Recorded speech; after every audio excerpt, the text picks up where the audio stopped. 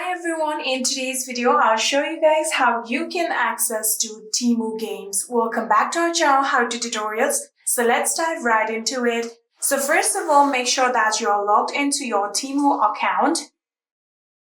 Here you can see I'm currently logged into my account. Now in order to play games, you can simply just tap on the search bar right here and then start typing the game that you want to play, like there can be a farmland or fishland or any other Temu game.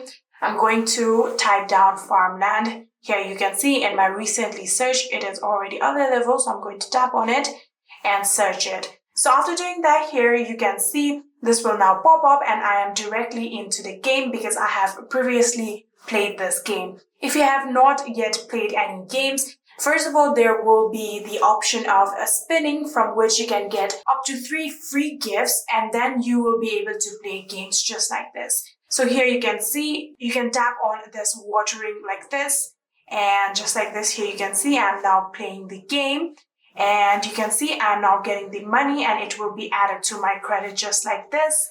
And yeah, that is it. This is how you can get access to Temu Games. I hope this video was helpful to you guys. If it was, please do not forget to hit that subscribe button and like our video. Thank you so much for watching. See you in the next.